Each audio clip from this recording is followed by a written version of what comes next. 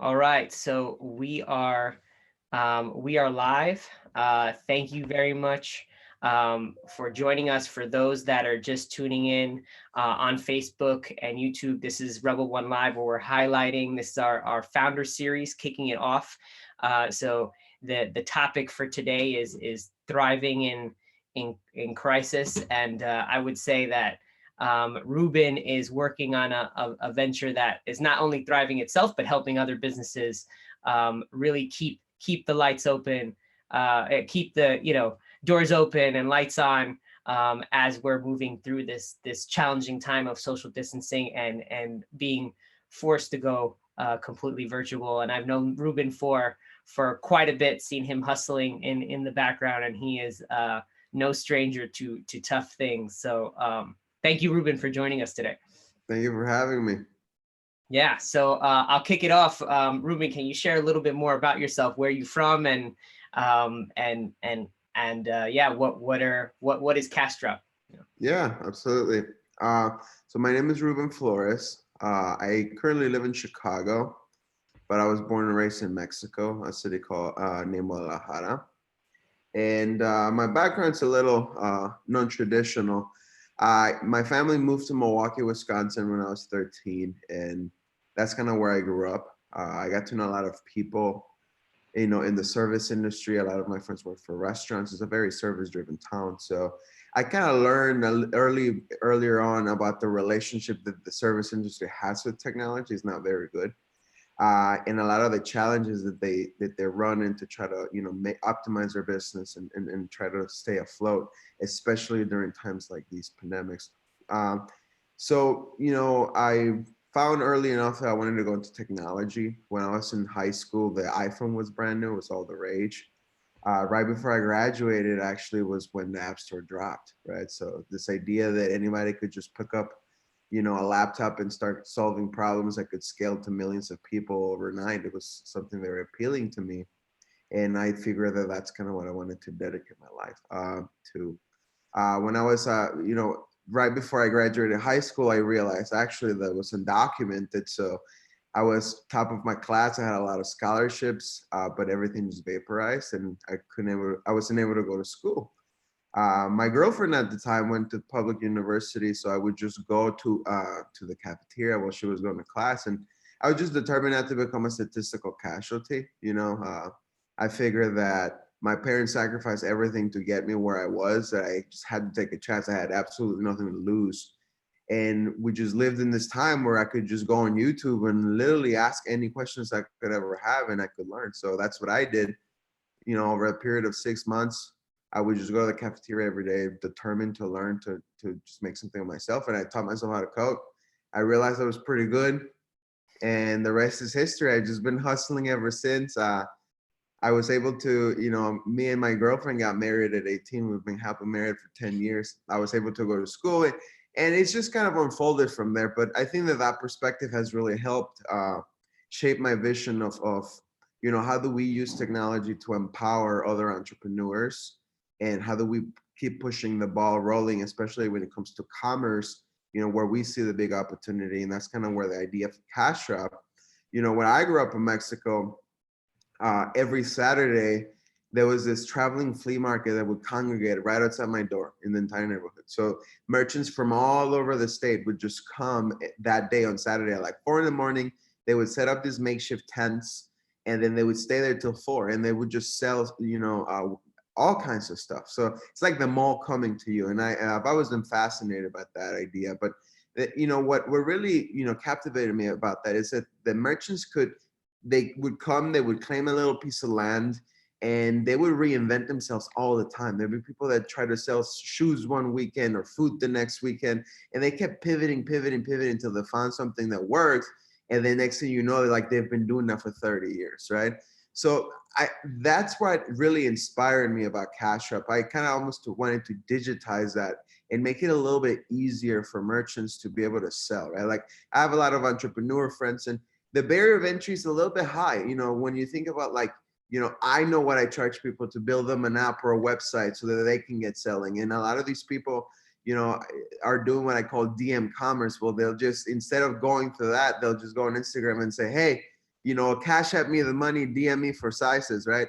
It's just so that to me was a symptom of something bigger, right? Like you have all these established incumbents, like Shopify, like Square, but I feel like there's still a disconnect. And I think to me is, we're not necessarily bridging the gap of how the next generation of entrepreneurs and small businesses want to interact with the consumers and those expectations that those consumers have.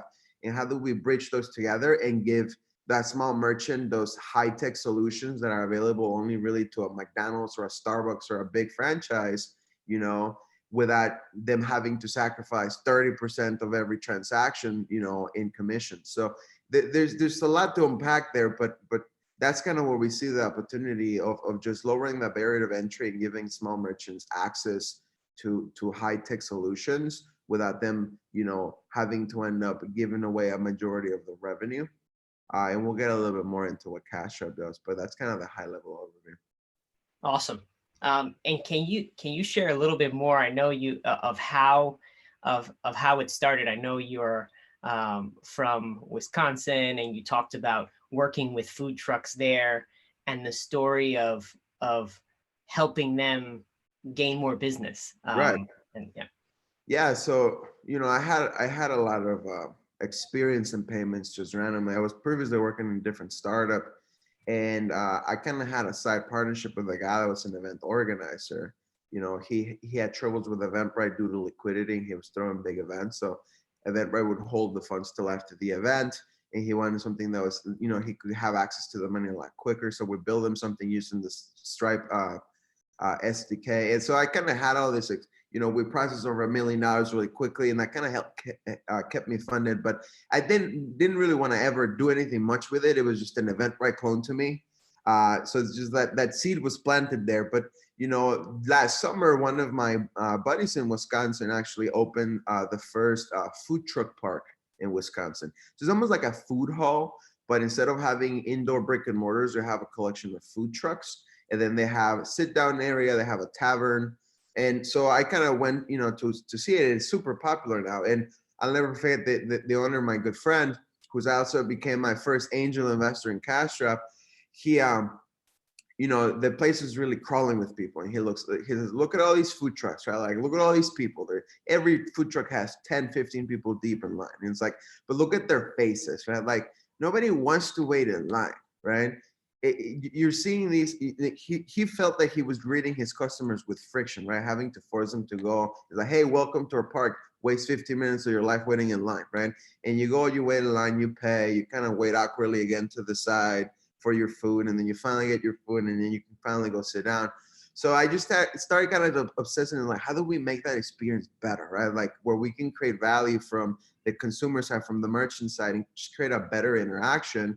So that instead of greeting customers with friction, we greet them with comfort, right? So that's kind of how we started injecting the first, use cases for CASHDROP, where we said, look, what if instead of forcing people to wait in line, we could offer them a better way, right? Go sit down at the tavern or at a table, go and wine, get your kids settled. And then when you're ready to go, there'll be a little QR code on your table. You can pull out your camera and scan it. And then the menu pops up. You can quickly place an order, and then you'll get a text when it's ready, right? So that was the initial hypothesis, and that's exactly what we built. We put an MVP out in 3 weeks, and we kind of got it going. And what we saw was kind of incredible. The adoption rate went through the chart. Through the charts. 8 weeks after launch, we were already beating credit card and cash transactions by volume. So, which to me was a really amazing thing, because we're testing this in Milwaukee, the 35th largest city in the country, not necessarily known for being a tech-savvy, area. So it just indicated to us that the consumers of today are driven by convenience, right? Like and that's one of my mantras as millennials, Gen Zs. I really believe that we value our time above all else, right? We are willing to pay for the convenience, because every second that we waste is a second we'll never get back, right? And we're very, very, very protective of that. So what we started seeing is that people were coming more often, right? They were spending more money. On average, our check sizes were increased by 20, 25%, which is pretty significant. And another thing that what we're seeing is like what I call the mini drops. Like you have people that place a $15 order and then 10 minutes later, $3. And then 10 minutes later, $3. And those are my personal favorites because, you know, the idea that, you know, you go to a place like that and you're like, I kind of want a little bit more, but you know, you don't want to get up. You don't want to have to go wait in line again. You don't want to have to do that whole thing all over again. So you never do. And this way, it's just like we're really tackling that thing of, oh, I'll get a text when it's ready. I'm just going to do it real quick. And that removes the friction and increases the convenience. So now we got to this point where the value was self-evident, you know, to the consumer that we're doing it, that we're adopting really quickly. The merchants started seeing the benefits, like I said, the higher check average.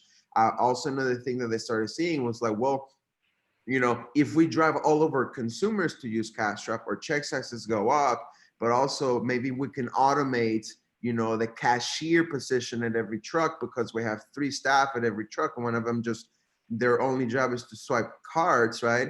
And it's not necessarily about automating jobs away, where they see it as like that's an opportunity to refocus labor into different areas where maybe it's more about, you know, providing a better experience or optimizing or being able to push more volume, right? And that just kind of creates an even deeper optimization from the business side, which just kind of helps the platform thrive, right? And that's really what we're starting to see, that you know, we're replicating across the board now in different markets, like in Chicago and New York City, and we're seeing the same things, even more amplified in the bigger cities. It's just at a higher scale. So, you know, like we really want to be very merchant friendly, right? Like my end customer is not their customer, is the merchant. And I feel like that's one of the things that a lot of the incumbent platforms have forgotten about. So it's just like, how do we really fix their problems and help them thrive, you know, by creating a better rebalancing of the scales between consumer, merchant, and platform, right? That it kind of appeals to all of the value propositions that each actor really cares about, while creating economic opportunity for everybody. Yeah, absolutely. So in working with, if can you talk about, you know, kind of pre-crisis right now, COVID-19, and then now that things have shifted, like what has changed with some of the businesses? Because you're on the front lines, you're talking to Right. some of these vendors that all of a sudden they just had people that came in their store to do business, and then now they just need to go virtual. There's no other Right, choice. exactly. I mean, I think that that's the biggest thing that I've probably learned from the virus. It just accelerated. It forced us to be, you know, to adopt the tech. It's no longer a nice to have. It's now you know, Need to have, a yeah. thing that we need to exist. The paradigm has shifted. It really just accelerated by 10 years. And it's funny because I see old ladies use CashUp all the time, and it blows my mind. But you know, that's one of the things that we wanted to make sure that the experience was so easy that anybody can do it. You know, like for example, making sure that it's appless so that you can just visit a domain and place an order, that you don't have to log in or make an account, that the ordering process is extremely tight. And I think that, you know, for example, where we were 2 weeks ago, uh, you know, we were growing at a really good speed, you know, and there was like different, the problems are still the same. There's just a lot more exacerbated, right? There's the problem is this, right? Merchants of today, particularly in food, but to me this is a vertical agnostic problem, that they're getting squeezed from 2 sides, right? On one side you have labor costs, racing labor costs, and then the other side you have the technology taxes, right, from platforms that are just, you know, really high. Put it into context, you know, established delivery platforms can charge up to 30% of every revenue, which is a lot of money when your profit margin is roughly 5% if you're doing everything right, right? So what's happening here is that you're getting pushed from both sides. So a lot of these merchants are kind of left wanting their independence, right? Like this is why a lot of restaurants want their own apps. This is why a lot of restaurants want their own custom built things, but it's not cheap, right? You have to maintain it long term, but also it creates a hyper fragmented landscape for the customer. The customer doesn't want to have an app for this restaurant, for that restaurant, for that restaurant. So it's just like, I was trying to really dissect, it's like, why do they want that? What is it? What is it that custom made app gets them, right? And it's really just access to their own money, right? The problem that we're seeing with a lot of restaurants right now like they were getting a substantial traffic from delivery, and they'll see it as a marketing fee to give up 30% of every order. But with the crisis, the delivery, like adoption is going up naturally. But like now their total revenue is reduced, and out of that you're taking a big chunk. You're not going to be able to survive, right?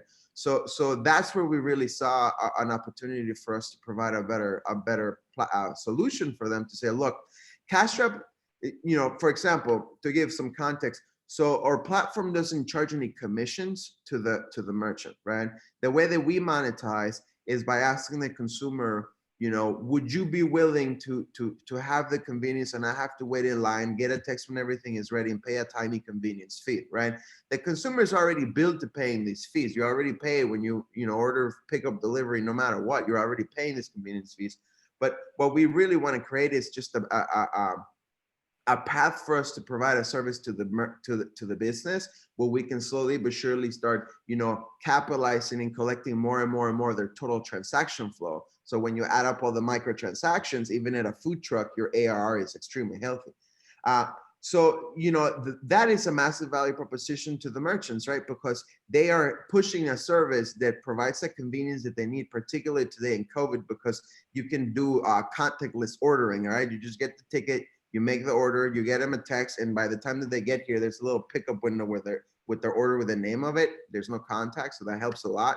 But also, you are leaving more money in the merchant's pocket, which is right now it's an essential thing that they need, right? So what we're starting to see is this symbiosis a lot, where CashDrop, you can create this web store really easily from your phone in under 15 minutes, and it'll create this little web link, right? That people will put in their Instagram bio, for example, and all of the merchants are doing it is like, hey, we offer, order food and get a text when it's ready. Link in bio, link in bio, link in bio, link in bio. And then the customer goes, taps that link, orders in like 10 seconds, and you pay. You don't have to make an account. You don't have to download anything. So that feedback loop we're seeing has been extremely frictionless. And we're getting to this point where, like, for example, one of our top performing merchants in Chicago right now, their historical check size average was around $17 to $20, with Square, and right now in CashDrop it's around $40. So they're, and not only that, like they're getting us traffic that's a lot.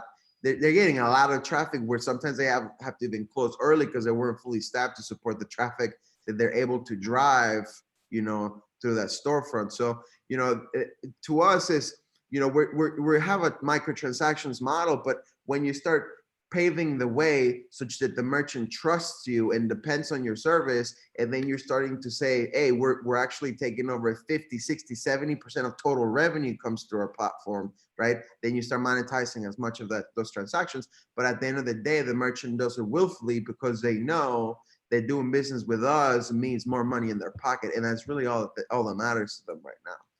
Yeah, and so to double back also on a specific story, can you share who Nini's is, how you came in contact with them, and kind of the story of what happened from when you met them there, in Chicago to now? So Nini's in Chicago is kind of one of, it's what you call a local favorite, right? Like a community stronghold. And they have a really big social media following, very organic. It's just one of those like neighborhood spots that everybody loves to go and like people are willing to travel to. So they've never really used any delivery services. They've never had to, right? And I knew the owner from 2 years ago, and we kind of connected on a different thing. And I saw that they were close, right? Like they had to close down, and they were saying we're exploring ways that we can kind of like do a partnership with like a Grubhub or something like that, right? So I immediately sent him a text, and then he very actually quickly replied saying, no, thank you. We just signed with Grubhub. They're charging me 15% fee, so I feel blessed. We're just gonna do it that way, right? And I was like, listen, Juani, give me an hour. Just sit down with me. Let me show you. Let me kind of give you the big vision, so that you can see. It's like I told him, look, CashDrop is not so much a Grubhub competitor. Like to me, it's like I call it the Venmo for business, right? It's bigger than food. So I had him sit down and I kind of gave him the vision. He was really impressed, and he said, listen, I want to launch this tomorrow. I'm gonna try Grubhub. I'm gonna try CashDrop, and we're just gonna do it. And we tried it the next day. Uh, and he put that link in his bio, cashup.biz/Ninis. And it's a really simple thing. He went in social media and said, hey, if you guys want to order, contactless ordering, just tap right here. You'll get a text when it's ready. It'll be ready for you at the window. So we did that, and in a matter of 3 hours, he was able to squeeze as much volume as he would do in a Saturday. It was a lot of volume, actually. So we have since built a better buffering system for him, because he had 40 people lining on 30 minutes. It was kind of wild. And yeah, I mean, we destroyed Grubhub in terms of revenue and everything. Along, not only comparing the fact that if he would have made as much as he did on CashDrop, it would have cost him $1,500 in fees, right? So what happened the day after is he actually canceled Grubhub and he went exclusive with CashDrop, and he's been using it ever since. And it's just been a dream to work with. I mean, the adoption is so high, and I really want to believe it's because of the ease of use, how frictionless the process really is. And that's really our ultimate vision. That's like, how do we bring frictionless transactions between merchants and consumers across all platforms? But right now, obviously restaurants are the ones that need the most help. And I think we're like slowly proving that, if you make it very easy and very sustainable, the merchant will adopt it and they'll really advocate for us. So like, we're seeing an incredible amount of adoption, not only from consumers, but other merchants signing up, because they're starting to see, what Ninis is doing, right? And saying, hey, how can I get on that? How can I sign up on that? Like, I heard, that you guys take no commissions. That's very important, So just like that network, like that, the network effect is really going and humming really well. And I think, another one of the benefits that we wanted to do is, a lot of delivery companies sometimes can take up to a week and a half to get you going. With CashDrop, you literally download an app on your phone and you can get going under 15 minutes. Like right now, we have people all over the country right now that are just downloading, setting it up, that we've never talked to. We don't even know how they heard about us. And they're starting collecting payments. Like there's people, like somewhere like in Door County, Wisconsin, which I've never been to. One of our top producers is a coffee shop that heard about us through the grapevine. 15 minutes, she set up her store, and she's been one of the most consistent producers. So, I think that we're getting to this point where we kind of hone in the narrative, that we want, and we're starting to push it, and merchants are slowly kind of talking about it amongst themselves, which gives me hope for the future, because we really want to just provide a better alternative for them, so that they can thrive not only during these crazy times, but well after. Love it. So thank you, Ruben. I was laughing because I was looking on the app, and there, if you want not only food, but anything from food to quarantine t-shirts. Yeah, we exactly. So the guy, one of my buddies, I didn't even know this, but I woke up one day and it's like a little social feed of all the transactions, like very Venmo for business. And I was like, somebody placed an order for COVID-19 shirt. And I'm like, what is this? And I tap, and it's like he came up with this. He was furloughed out of work, and he was looking for ways to feed himself. And he's got some design chops, so he's like, hey, I just kind of had this random idea, and I put it out to see if it would sell. He's already sold close to $1,000. He expanded the line. He has a hoodie now. Like so that's what makes me super excited, because like I said, like to your point, Sergio, right now we're getting a lot of restaurant traffic, but we have nail salons, we have tattoo shops, we have, landscape services, freelancers. We have a very eclectic ecosystem of people that leverage our platform to kind of start selling very easily. We even had a church approach us before the virus, because they saw, people using it at the food truck park, and he's the priest said that if people were able to place donations by scanning a QR code, it said it would be amazing. So he actually got us a meeting with the archdiocese. We had to postpone them because of the virus. But, again, this to me transcends food, but it's very important to focus on food, because obviously the opportunity meets the need right now, but also it's we eat 3 times a day, so it's a ritual. So, but it maximizes. And for us, that vision is, once you start using it in one vertical, if you start asking yourself, what if I could use this at my nail salon, because the solution that I have to schedule costs me $300 a month and I don't even know how to use it, right? What if I could use this for this? What? So those questions get us very excited, and we just want to invite people to just download the app, and there's a little chatbot that will run you through all these different use cases, and you can start selling very easily. No more Venmo, no more Venmo in the DMs. DM commerce doesn't work. You can't run a business on Venmo. But Yeah. CashDrop is that alternative, right? That's it. That's it. So, Ruben, I know you're a busy guy. Have a number of a number of businesses to bring online to make sure they thrive through the crisis. But I want to thank you again, and thank you for everyone who turned in for the Founder Series at Rebel One Live. You can check out Ruben's interview on our YouTube channel. Just go to Rebel One Live. And then also, if you're trying to get yourself set up, go to cashdrop.biz. That's cashdrop.biz. It'll be, we'll list it in the comments for you. But again, Ruben, inspiring as always, hustling, and let's get, let's bring more, the Venmo to business to these businesses so they thrive through this crisis. So thanks again, Ruben. Absolutely. Thank you for having me, guys. Of course. And again, we'll be back on in a few minutes with the founder of Fleet